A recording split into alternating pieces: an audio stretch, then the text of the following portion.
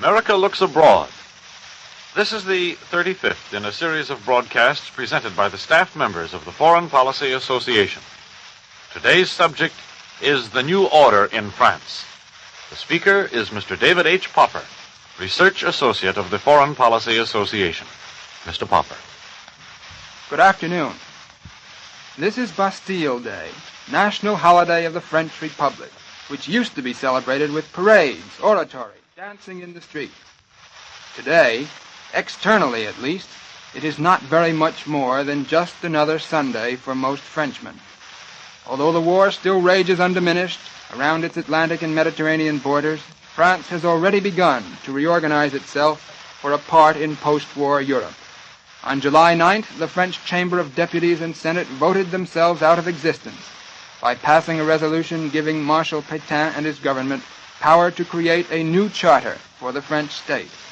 On the following day, both houses of the French Parliament met together in a joint session as a national assembly under the terms of the old French Constitution of 1875.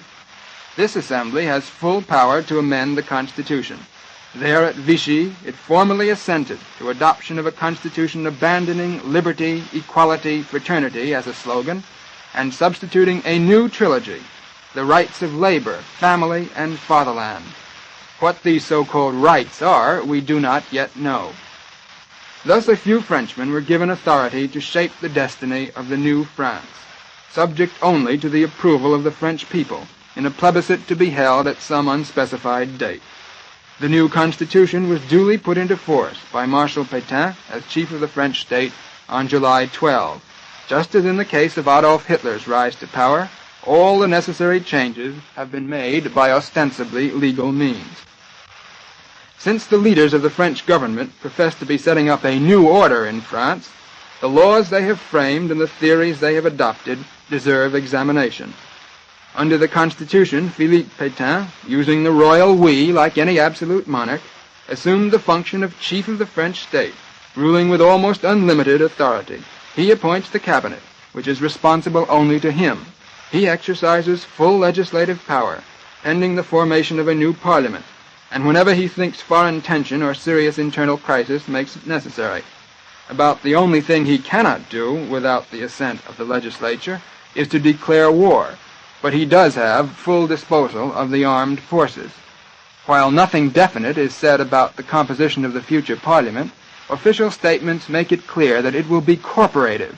In other words, it will be representative of economic groups, of industries and professions, rather than of territorial units, as in America.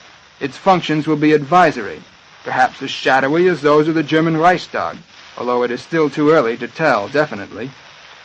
From the statements of those who now rule France, we know something about the kind of nation they would like to set up.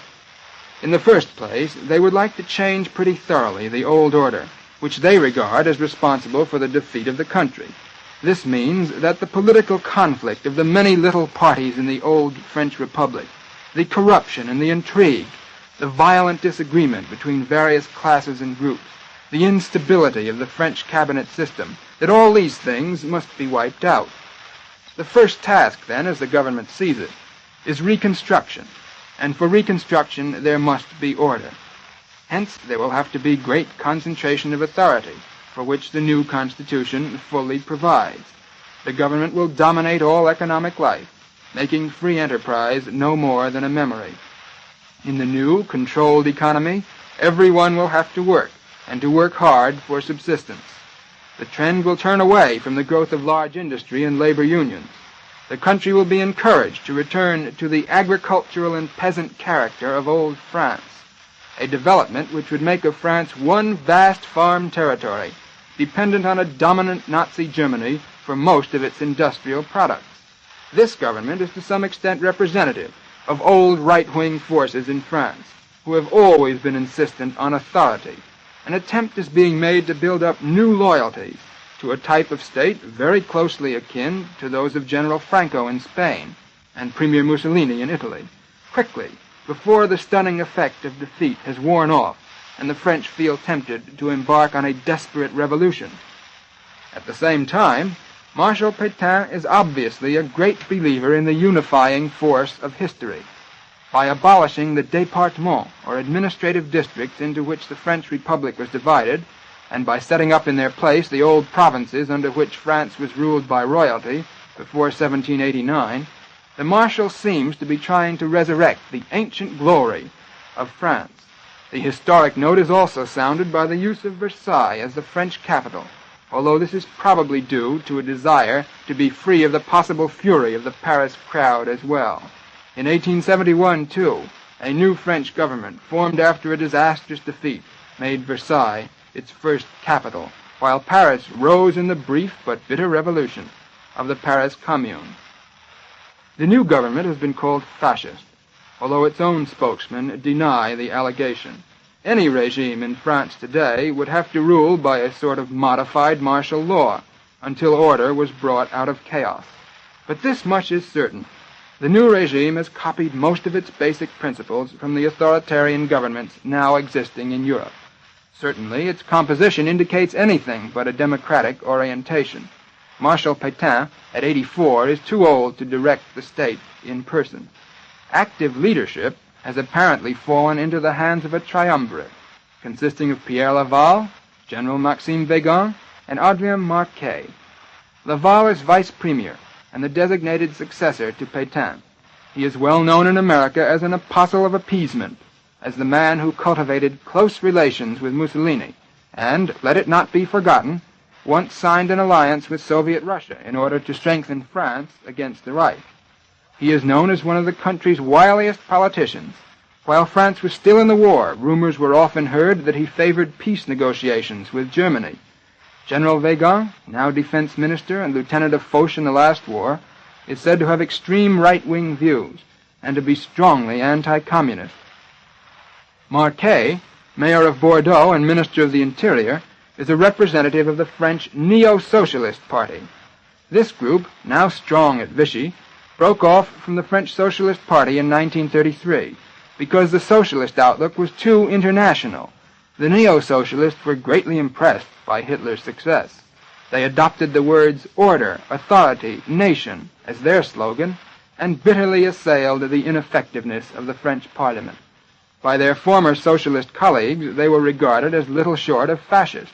Marquet himself was singled out by some as a future leader because of his abrupt manner and fierce look and Hitler moustache. Marcel Déat, another dissident socialist, now prominent at Vichy, carved a niche for himself in French history by asking the French last summer whether they were ready to die for Danzig. Indeed, the men of Munich are all of them in the forefront today, save only Daladier, who has been refused transportation by the Germans from the Moroccan port in which he took refuge. So the government, except for the generals, is a government of men who opposed the war and were not too reluctant to see the fighting halted.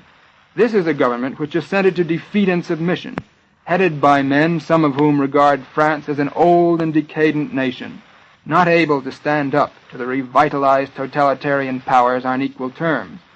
Those holding such fatalistic views feel that the country must accept a temporary eclipse as a great power and go through a long period of adjustment and sacrifice before it can emerge once more.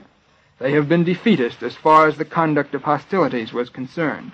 Now they desire to avoid the extermination of France as a nation, and, to them, the best way to do that seems to be to come to terms with the victors at any cost. For this very reason, the Pétain regime may not be able to retain power. It is not led by an outstanding, magnetic personality who can grip the imagination of the masses as Hitler and to some extent Mussolini have done. It is led by men carried over from the old order, men who formed some of the cliques which juggled power back and forth in the innumerable cabinets of pre-war days. These are leaders who must themselves bear heavy responsibility for the plight of France today. After the last war and the crises which followed it, Hitler, Mussolini, Kemal in Turkey surged into power at the head of great protest movements against existing conditions. At this moment, the French people, those of them not under the control of German troops, are dazed by the suddenness of events. As their hardships increase, however, despair and fierce determination may produce a new man and a new French political organization. What form it will finally assume no one can yet foresee. But evidently the government means to control the rebirth of French national energies. It is significant that dispatches from Vichy speak of a new political party, which would presumably receive official protection through the Minister of Youth and Family, Jean Ebonnegaray. Ebonnegaray was a leader in the fascist Croix de Feu in the pre-war days, and he and Marcel Déat might well form a new fascist political organization. If this should occur, if all other political activity should be forbidden, if French youth, labor, agriculture, and cultural life should all be geared into this new national movement, then indeed France would have gone totalitarian. Just now, however, the problem of relations with the victors is predominant.